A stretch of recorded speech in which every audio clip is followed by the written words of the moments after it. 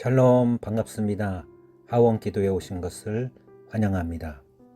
성경 숲으로 보기 시작하면서 우리는 성경이 역사, 체험, 예언 세 부분으로 구성되어 있음을 보았고, 지난 시간에는 성경의 8기둥에 대해 보았습니다. 8기둥은 율법서, 역사서, 시가서, 예언서, 복음서, 역사서, 서신서, 예언서 순서로 되어 있고, 구약의 4기둥, 신약의 4기둥으로 되어 있음을 보았습니다. 그리고 각 기둥은 기초, 설명, 열망, 기대, 나타남, 형성, 권면, 완성으로 되어 있다고 배웠습니다. 이번에는 성경시대의 사람들의 생활상을 알아보도록 하겠습니다. 슬기로운 성경 생활입니다. 성경시대에는 무엇을 먹었을까요? 먼저 곡식입니다. 우리나라 사람들이 주로 밥을 먹는 것처럼 성경시대 이스라엘 사람들도 곡식이 주요 음식이었습니다. 곡식을 바싹 말려서 보관하면 잘 상하지 않기 때문에 더운 날씨에도 오래 보관할 수 있었습니다.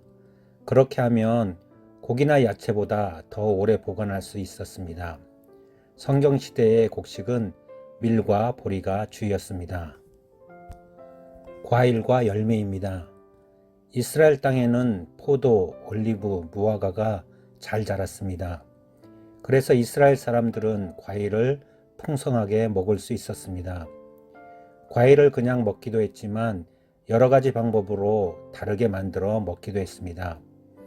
포도는 으깨서 바로 식혀서 포도주를 만들어 마셨고, 올리브는 짜서 기름으로 만들었는데 그냥 마시기도 하고 음식을 만드는 데 주로 사용했습니다.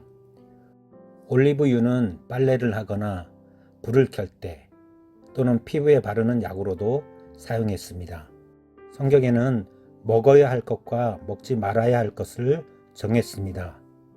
하나님은 이스라엘 백성에게 정한 음식과 부정한 음식을 레위기 11장과 신명기 14장에서 알려주셨습니다.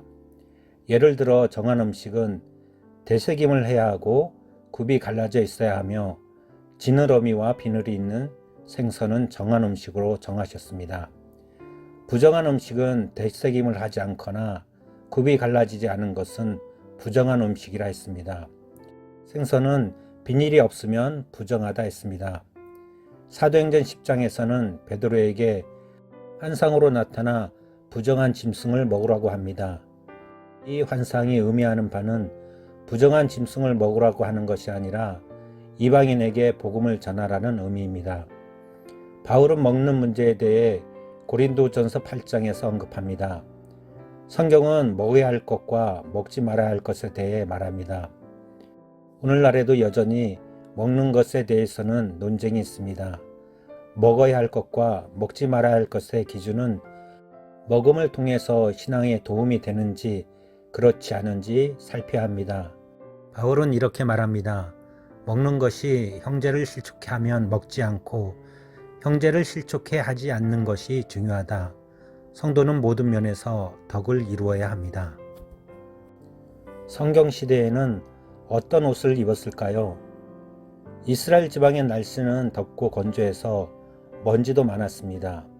그래서 이스라엘 사람들은 그 기후에 알맞은 옷을 입었습니다. 사람들은 따가운 햇볕을 피하기 위해 길게 늘어진 헐거운 겉옷을 입었습니다. 이 겉옷을 튜닉이라고 부릅니다. 누구나 튜닉을 입었지만 천의 종류와 색깔과 장신구를 보고 그 사람이 얼마나 부자인지, 얼마나 높은 신분의 사람인지를 알 수 있었고, 보통 사람들은 수수한 색깔의 튜닉을 입었습니다. 옷이 그 사람의 직업을 나타내는 경우도 있었습니다. 제사장들은 에봇이라고 부르는 특별한 옷을 입었습니다. 이스라엘의 선생님인 랍비는 푸른색 술이 달린 옷을 입었습니다. 이런 사람들은 멀리서도 쉽게 구분할 수 있었습니다. 성경시대의 사람들은 어떤 일을 했는지 살펴보겠습니다. 성경이 기록된 때는 지금으로부터 2000년에서 3000여 년 전입니다. 지금이 중동 지역이 주요 무대였고, 그때는 양이나 소를 기르는 목축이나 농사를 짓는 사람이 많았습니다. 첫 번째로 농부입니다. 땅을 일구고 씨를 뿌려 곡식을 거두고 농사지은 곡식은 그 가족의 식량이 되었습니다. 그리고 시장에 내다 팔아 필요한 것을 사는 수단이 되기도 했습니다. 두 번째로 어부입니다. 주로 신약 성경에 많이 나오는 직업인데 예수님의 제자들 가운데 베드로가 어부였습니다. 어부들은 대체로 밤에 땅에서 가까운 호수나 바다에 그물을 던져 물고기를 잡았습니다. 그런데 예수님은 베드로에게 낮에 깊은 호수에 그물을 던지라고 했습니다. 그 말씀에 순종했더니 153마리나 되는 물고기를 잡았습니다. 세 번째 직업은 장인입니다. 물건을 만들어서 파는 사람들을 말합니다. 옹기를 만드는 옹기장이, 나무를 다듬는 목수, 가죽으로 물건을 만드는 무두장이, 돌을 깎는 석공이 바로 장인입니다. 예수님도 복음을 전하는 공생애를 시작하기 전에는 아버지 요셉을 따라 목수 일을 했습니다. 네 번째로 목자입니다. 양과 같은 가축을 키우고 돌보는 사람들입니다. 목축은 농사와 함께 이스라엘에서 매우 중요한 산업입니다. 특별히 양은 하나님께 드리는 제물이 되기도 했고 고기를 먹기도 했고 가죽과 털로 옷을 만들어 입기도 했습니다. 목동들은 먹이가 되는 풀을 찾기 위해 양과 염소떼를 데리고 먼 거리를 여행하기도 했습니다.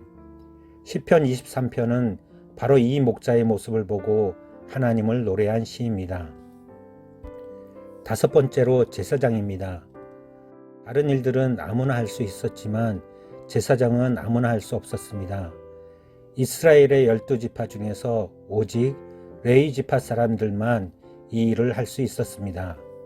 제사장은 하나님께 제사를 드리고 성전을 돌보는 일을 했습니다.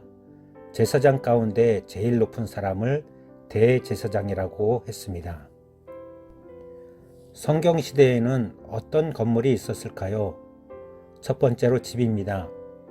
옛날 사람들은 자기가 살고 있는 땅에서 쉽게 구할 수 있는 재료로 집을 지었습니다. 성경시대의 사람들은 단단한 돌 위에 진흙이나 벽돌로 집을 지었습니다. 창문은 작게 만들고 집 밖에는 지붕으로 올라가는 계단이 있었습니다. 옥상처럼 생긴 지붕은 평평해서 사람들이 올라갈 수도 있고 물건을 올려놓기도 했습니다. 그리고 곡식을 말리기도 했습니다. 두 번째로 성막입니다.